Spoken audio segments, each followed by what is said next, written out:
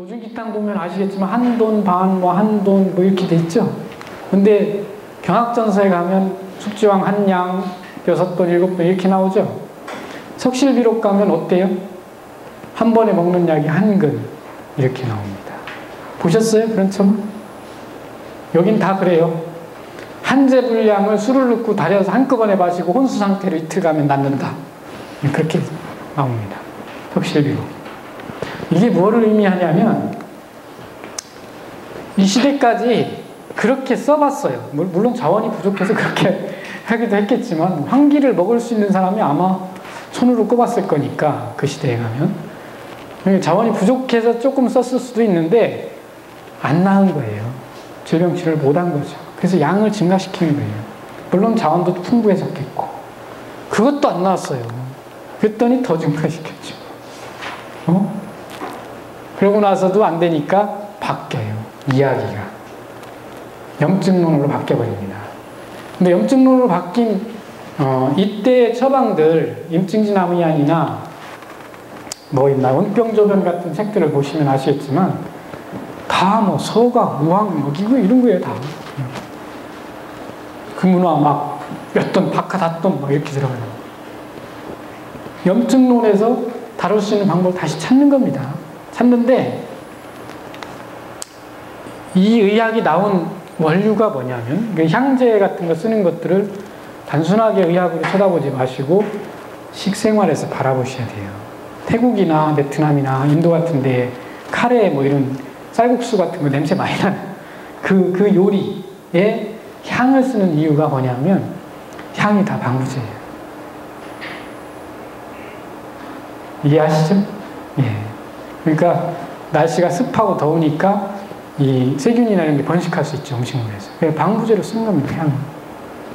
우리 몸에 향을 집어넣는 것도 잘 생각해보면 다 방부제입니다. 그리고 세균이나 얘들이 그거에 의해서 못 먹어요. 이 재배를 해보시면 조금 더 아실 텐데 소엽 같은 거 벌레는 안 먹습니다. 향이 아주 지독하거든요. 박하 벌레 안 먹습니다.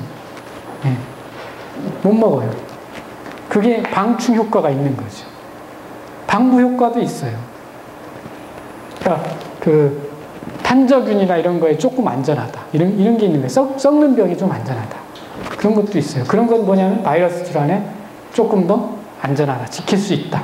이런 얘기를 가지고 있는 거예요. 그걸 어떻게 관찰해서 약으로 썼는지는 아까 인식론의 문제에서 얘기했지만 굉장히 어려운 문제예요. 예. 그렇게 보면 되고요. 해부학이 도입된 이후에 제 입장에서는 이때 이미 의린개입착을 쓴 왕청님은 해부학책을 봤다고 생각합니다. 예, 서양 해부학책을. 그 다음에 본병소증을 보면 이거는 생리학책이나 이런 해부학책을 안 보면 쓸 수 없는 책이다라고 생각을 해요. 아마 여러분도 해부 생리학을 보고 나서 이런 책을 보면 금방 이해하실 겁니다. 왜 이렇게 변화하고 있는지. 그 다음에 본초문답에 가면 완전합니다. 이 경우는 이 사람이 다 알고 있는 상태에서 한의학이 조금이라도 우위를 접할 수 있는 방법을 찾은 겁니다. 당종회 같은 경우는. 비교 우위에 쓸 수 있는 방법을 찾고 있는 거예요. 그 다음에 충중참설옥에 오면 완전히 바뀝니다. 서양 생리학을 통해서 약을 사용하고 있습니다.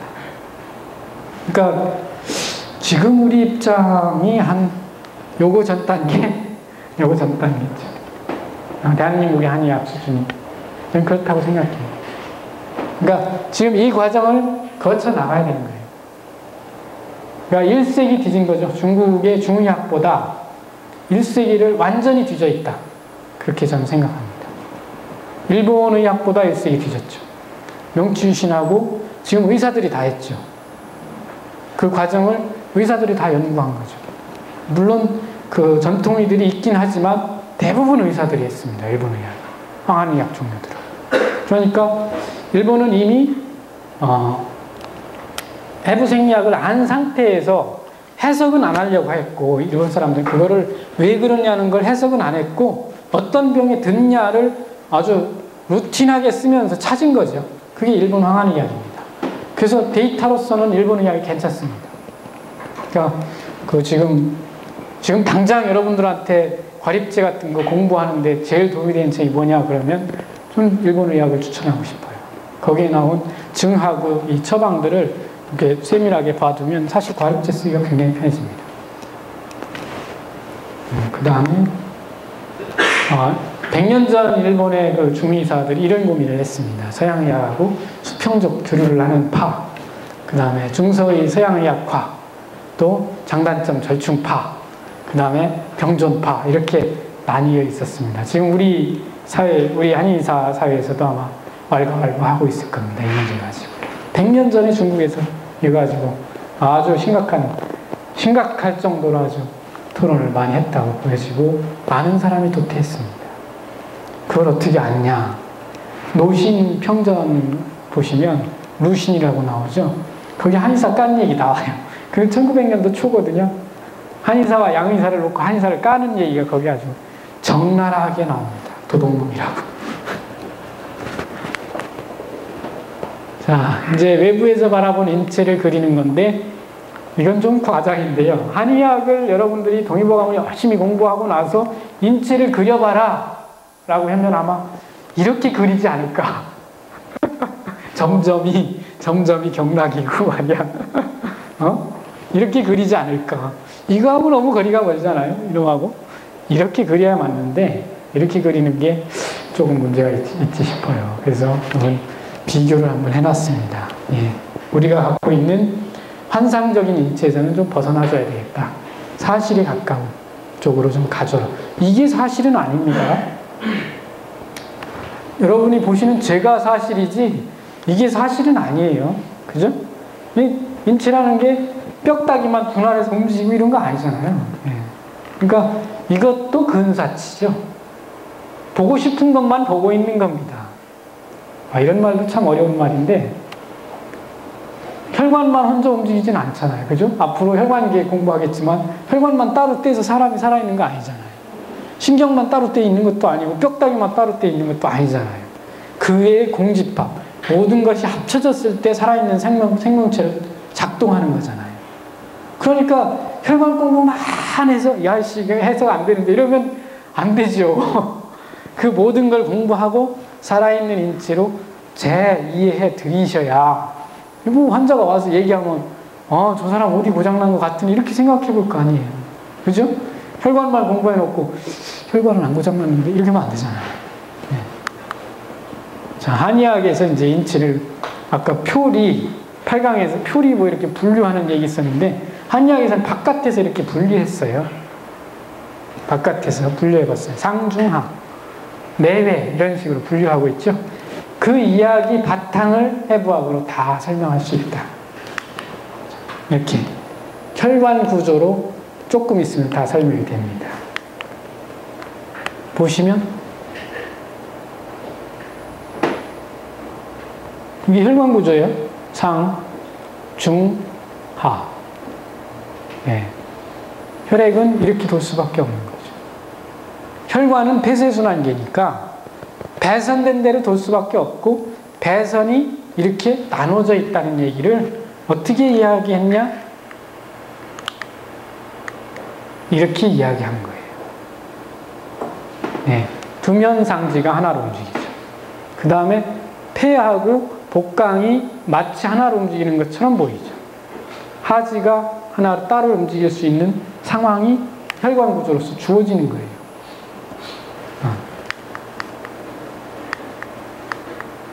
자, 조금 더 나누니까 이제 이렇게 흉강과 복강이 나눠지죠. 그래서 사상의학이에요. 의, 완, 뭐 이렇게 신, 비 이렇게 네 가지로 나누잖아요. 그러니까 그 배경이 되는 어떤 인체적 사실이 있다는 거죠. 그렇게 나눌 때는.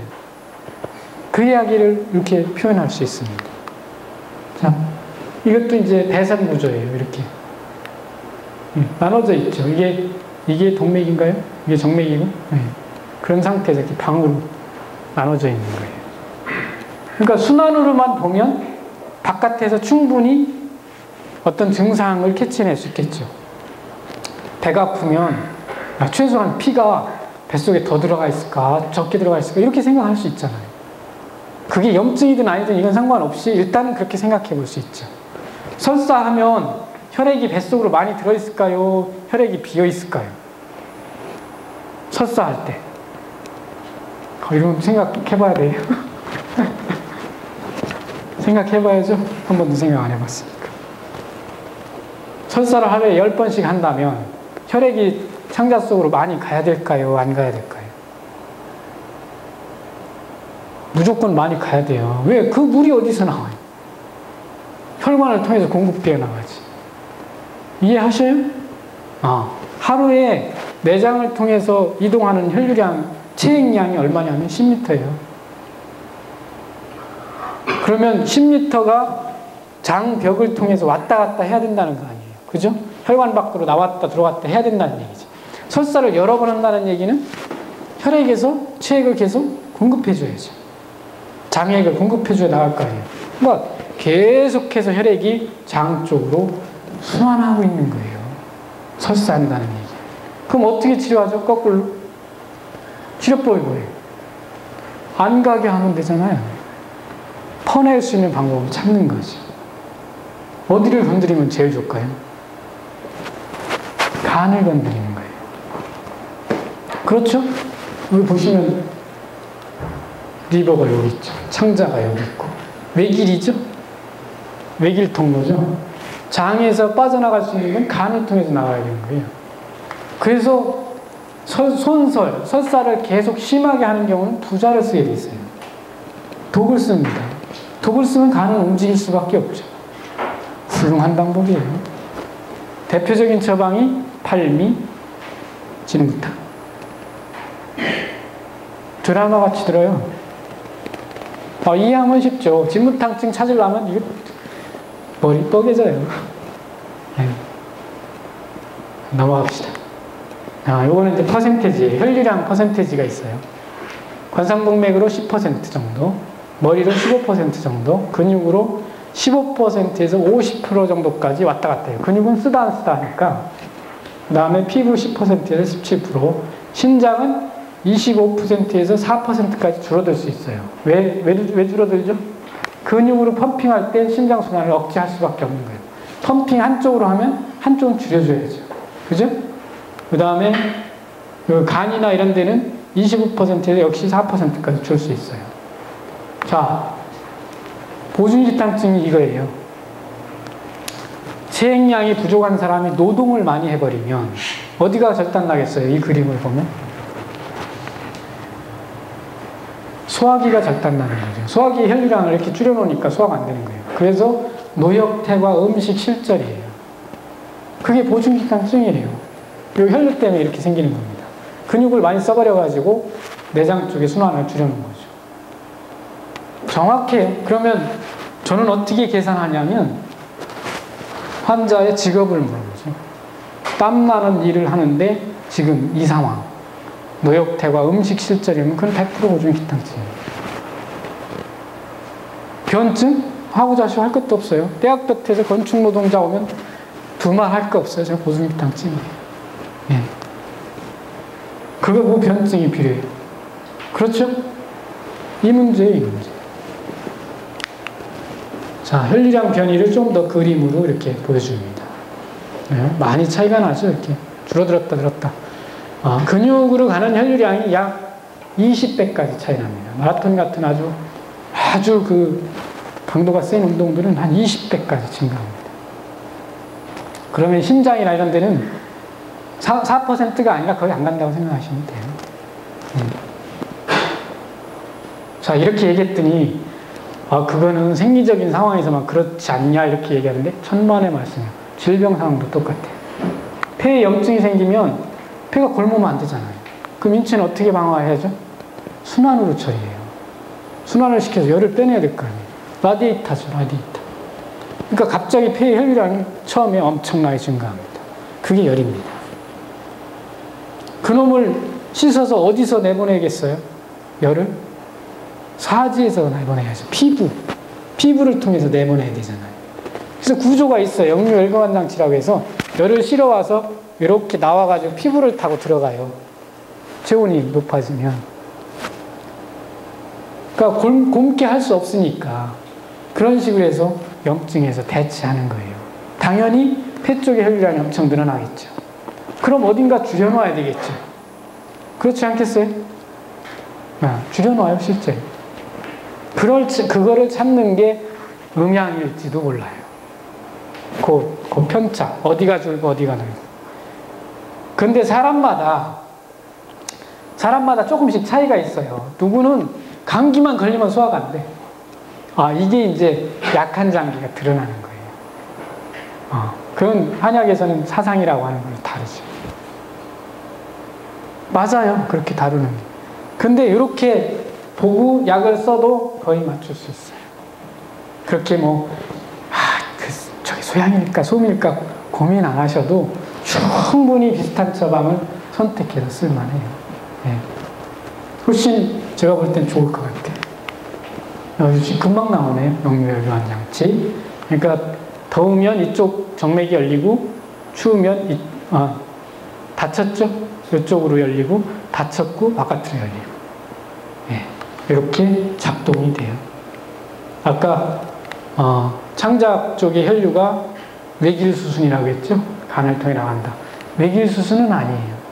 측부순환로들이 있어가지고 간경화나 이런 거 생기면 빠져나가죠. 식도나 배꼽이니 항문이 이렇게 빠져나가는데 이거 중요해요.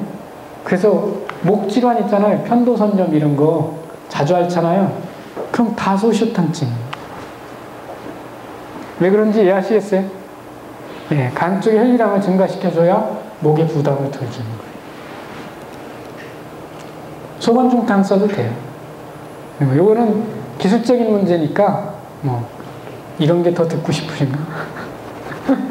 이런 거 별거 아니에요. 이 원리를 이해하시는 게 훨씬 중요해요. 자, 이건 환자 아까 진찰하는 방법을 제가 이렇게 이해하겠어요. 아까 직업 같은 경우 아주 중요했잖아요. 처방 쓰는 거. 네. 이걸 통해서 인체를 해석하는 거죠.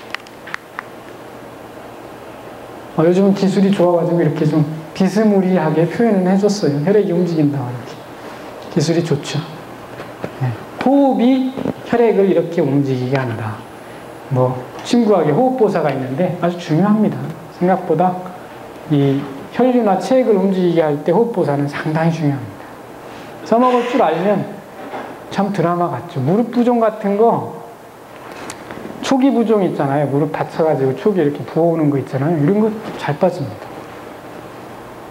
어디다 침 묻냐면 여기 소흉근, 이 소흉근 인중 이런 데 침을 놓고 상체에다가 침을 이렇게 찔러주면 빠집니다. 그렇게 한 30분씩 눕혀놓으면 모르긴 몰라도 2, 3일 안에 빠져나갑니다. 재수조면 이렇게 보여요. 빠져나가는 게. 그 정도로 빠져요. 그게 호흡을 건드리는 거예요. 인중은 왜 호흡을 건드리냐? 이놈이 이게 구순반사라고 해가지고 이 젖을 빨잖아요. 본능입니다.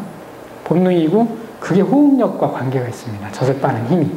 그래서 인중을 찌르면 호흡력이 커집니다. 그러니까 또 인중 써먹을 만하죠. 인중 그거 침 언제 놔? 이런데 정확합니다. 호흡이 미약한 사람들은 꼭 찌르는 겁니다. 지금부터 할 일이 이제는 역사를 공부해야 되겠죠. 그 다음에 해부생략 공부해야죠. 전체적인 시각을 만들어야 됩니다. 해부생략을 분절된 걸로 보지 말고 전체로 만들어가는 거. 탄생 배경. 제 책 보면 다 아실 건데 그겁니다. 지금까지 설명한 거. 가정. 지금 혈액순환로 설명했고요. 미세순환이 이렇게 돼 있다는 거. 체액의 증감이 이런 거라는 거. 물질 교환이 기미론으로 설명될 수 있다는 거. 이런 게 아마 제가 집어넣은 걸 겁니다. 이것도 림프순환하고 담음하고 연관성이 있다고 봅니다. 제가 볼 때. 그 다음에 압력 현상을 움직이게 합니다. 침도 마찬가지고 약도 마찬가지고. 쓰면 정확하게 그렇게 아까 이제 오령산 같은 거 쓸 때 어떤 생각을 가지고 쓴다. 그것이 결과가 어떻다. 이런 식으로 했을 때 뭔가를 제거하거나 집어넣어주는 방법으로 충분하다. 그렇게 볼 수 있습니다. 누누이 설명했습니다. 인체에 제가 바라보는 시각이 뭐냐. 양진안치 문제는 저는 별로 거부감도 없고요. 예. 이렇게 해서 성공한 사람이 있다면 박수 쳐야죠. 예. 이게 경제성까지 획득했다면 돈 주고 가서 배워야 됩니다. 제가 최근에 만나시는 분이 이런 분이 한 분 있는데 지금 검증 작업을 하고 있습니다. 30년 동안 하셨더라고요. 그분도 저하고 똑같았어요. 3년 동안 해봤더니 하나도 안 되더라. 내가 한 거는 임신맥 하나 3년 동안 알아냈다. 그게 그분의 전부였습니다. 그러고 난 다 버렸다. 그리고 모든 양방 진단기 다 씁니다. 거기에다가 처방 하나하나 연결해 놓고 저기 밑에 진료실에서 몇 번 하면 저 위에서 이렇게 찾아서 쳐서 다려줍니다. 예. 아주 교과서적인 한의원이죠. 저도 그렇게 해보고 싶더라고요. 참고서죠. 보면은 이게 참 한의하고 전혀 관계없는 이야기들이 장식 쓰여 있는데 동의보감이나 내경을 읽어가지고 그 언어를 우리 시대가 사는 사람들 이해하기는 좀 어려울 것 같아요. 그래서 저는 과학을 등에 업은 이런 책들을 보라고 권하고 싶어요. 내경 보는 것보다. 그게 훨씬 빠를 것이다.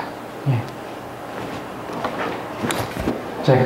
제 이야기는 여기까지고요. 앞으로 강의는 좀 딱딱할 겁니다. 오늘처럼 이렇게 이야기로 출발하는 게 아니고 정말 텍스트 안에 들어있는 해부학을 한의학이 필요한 영역만 골라가면서 이야기해 가볼 겁니다. 그리고 종종 저희 강사들이 종종 이렇게 감길탕 같은 거 얘기해 줄지는 모르겠지만 한 개씩은 줄 겁니다. 아마 아깝지 않게 강의는 들으실 수 있을 겁니다. 오늘 배운 것만 해도 평생 울거먹을 것 같으니까 제가 강의비는 아마 돌려드린 것 같습니다. 오늘 1시간으로도 충분히. 앞으로는 여분으로 들으시고 조금 더 빡시게 책은 보셔야 됩니다. 제가 여러분 머릿속에 들어있는 것까지 책임지진 않습니다. 눈에 이렇게 보라고까지는 해줄 수 있는데 그걸 머릿속에 넣어주는 것까지는 제가 못한다는 거 강조하고 싶고요. 그리고 책은 처음부터 끝까지 분명히 이렇게 한 페이지씩 넘어가고 제가 훑어줄 겁니다. 제발 한 번은 봤다고 큰 소리 좀 치시라고 그 과정은 거쳐가겠습니다. 예. 혹시 질문 있으시면? 질문은 없을 것 같아요.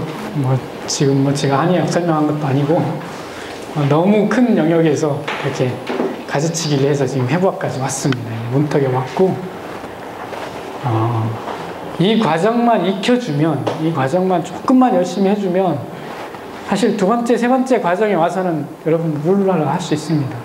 이게 그래서 이 약을 여기다 썼구나 이렇게 할 수 있습니다. 그 다음 침 지금 얘기한 것처럼 인중 이런 거 있잖아요. 그거 쉽습니다. 침이 아무 생각 없이 여러분이 찌르는 대로 좋아지게 할 수 있습니다. 운동기 질환의 한계 내에서는 완벽하게 해방시켜 줄 수 있습니다. 여러분들 내장장기하고 연결된 문제는 저는 모릅니다. 예, 사암침 이런 거 공부해야 되는데 그 따분해서 못하겠더라고요. 연결도 안 되고 운동기 질환 쪽은 아마 깔끔하게 집에 가서 이 정도면 내가 충분해 이만큼까지 알려드릴 수 있습니다. 단 지금 여기 있는 해부생리학에 대한 이해도 여러분들이 가지고 있을 때 가능하다는 거. 예. 너무 간단합니다. 운동기 질환 마치겠습니다. 희망사항이 되길 바라고요. 마치겠습니다. 네.